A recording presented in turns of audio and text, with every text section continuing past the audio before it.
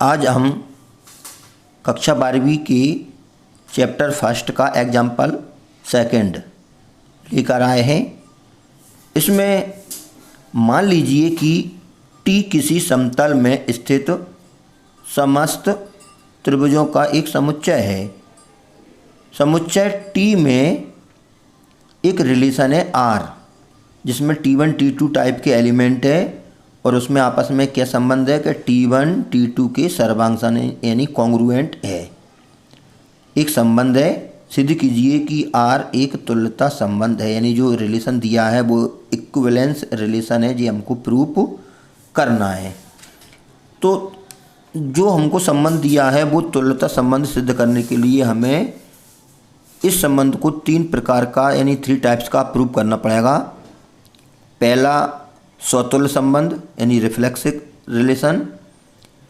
तो रिफ्लेक्सिव यानी स्वतुल्य संबंध क्या होता है और इसको हम इस एग्जाम्पल में कैसे प्रूव करेंगे, तो इसमें देखें कि जो ये रिलेशन दिया है वो संबंध एक स्वतुल्य है, यानी संबंध आर स्वतुल्य है। क्यों है? क्योंकि प्रत्येक त्रिभुज स्वयं के सर्वांगसम होता है। स्वतुल्य में क्या होता है कि सेट का एलिमेंट लेते हैं और खुद से रिलेशन देखती हैं, तो वो रिलेशन के अंदर होना चाहिए। तो हमने देखा कि रिलेशन कौन सा दिया है कि यदि 2 एलिमेंट हैं तो दोनों आपस में कॉन्ग्रुएंट या सर्वांगसम होना चाहिए।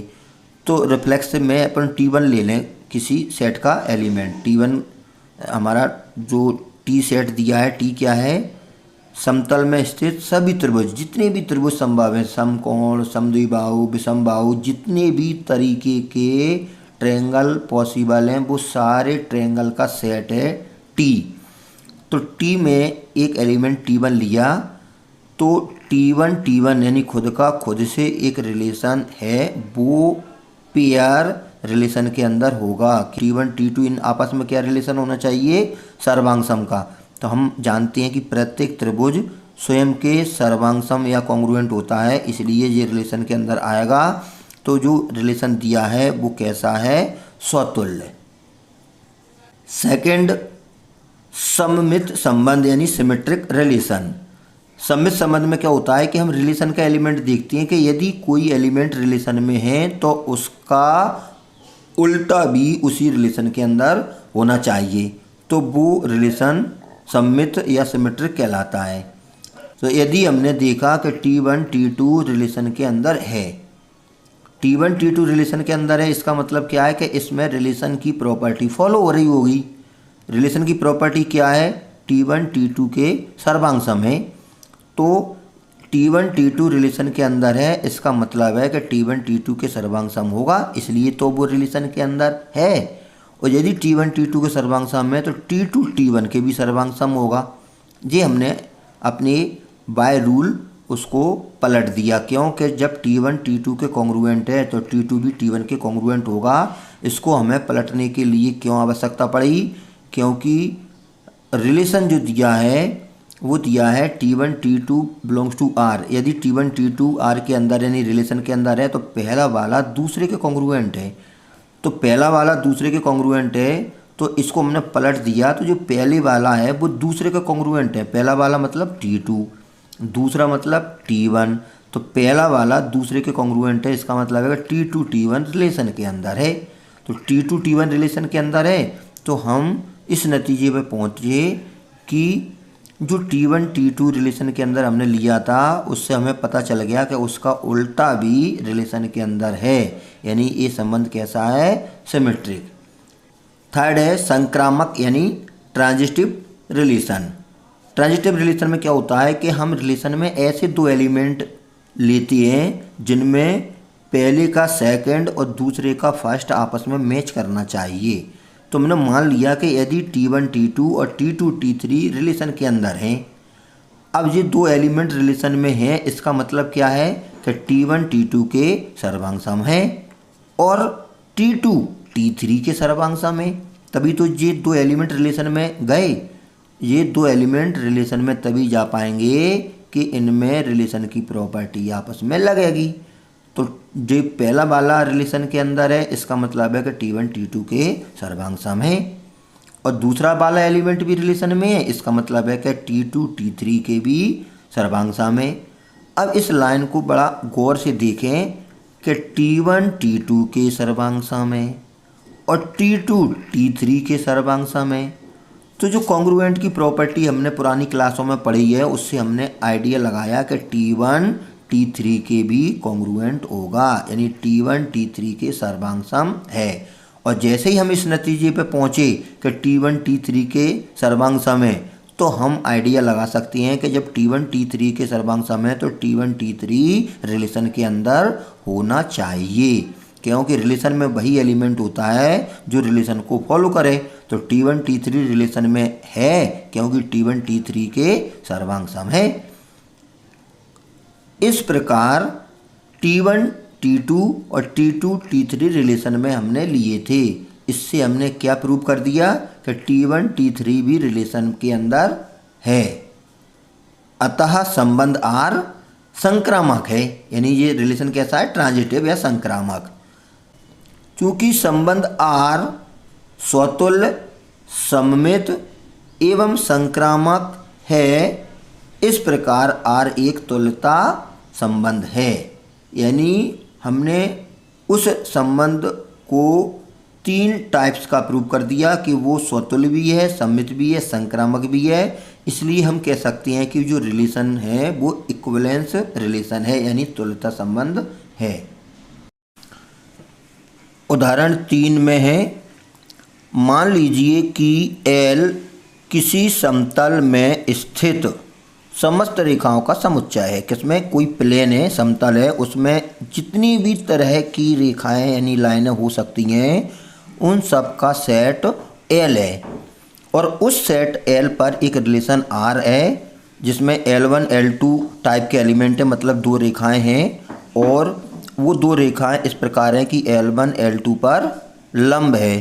यानी इस टाइप का कोई रिलेशन है सेट L में, यानी समुच्चय L में परिभाषित एक संबंध है। तो सिद्ध करना है कि R सममित है, यानी सिमेट्रिक है, किंतु यह ना तो स्वतुल्य है और ना संक्रामक, यानी ये रिफ्लेक्सिव और ट्रांजिटिव नहीं है। तो इसका हल में स्वतुल्य यानी रिफ्लेक्सिव, तो दिया गया संबंध स्वतुल्य नहीं है। क्यों नहीं है, क्योंकि रिफ्लेक्सिव में हम स्वयं से रिलेशन दिखती हैं।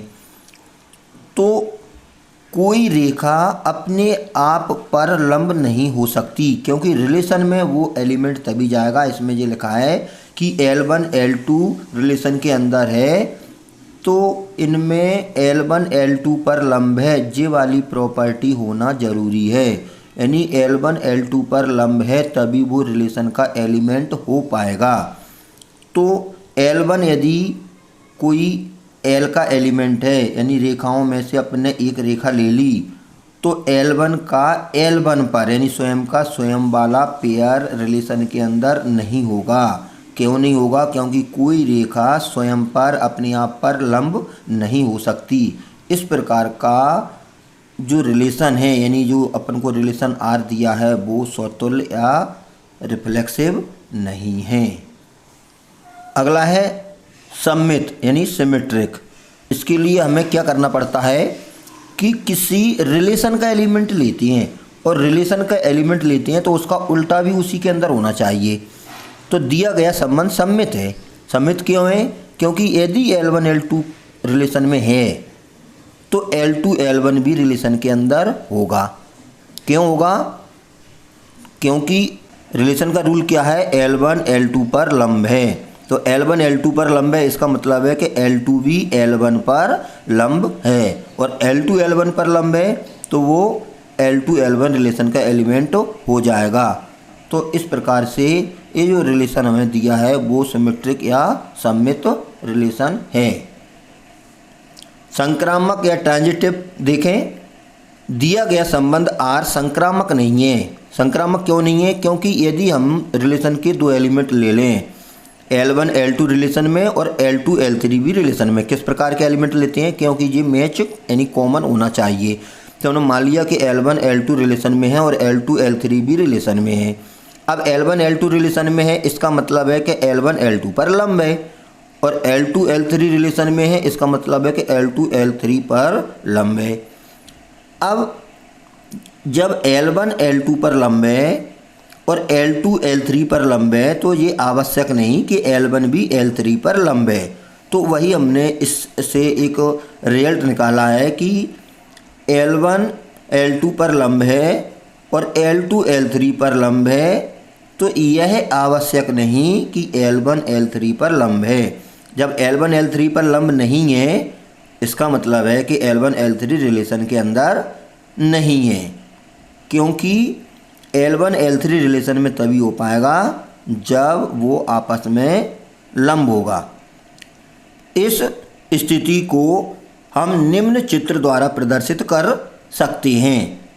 जैसे हमने L1 और L2 दो लाइनें खींची कि L1 L2 पर लंब है, यहाँ पर ये परपेंडिकुलर है, और L2 L3 पर भी लंब है। तो L1 L2 पर लंब है, L2 L3 पर लंब है। तो देखो L1 L3 पर लंब नहीं है, L1 L3 के समांतर है, क्योंकि बात समतल की चल रही है। यदि 3 डायमेंशनल में होता तो L1 L2 L3 आपस में लंब हो भी सकते थे। जैसे x अक्ष, y अक्ष और z अक्ष होते हैं ना, तीनों अक्ष परस्पर लंबवत रहते हैं, और तीनों अक्ष भी तो रेखाएं हैं 3, तो तीनों अक्ष परस्पर लंबवत रहते हैं, यानी L1 L2 पर लंब है, L2 L3 पर लंब है, तो L1 भी L3 पर लंब हो सकता था 3D में, 3 डायमेंशनल में, त्रिविमीय में, यानी 3D में, त्रिविमीय आकाश में।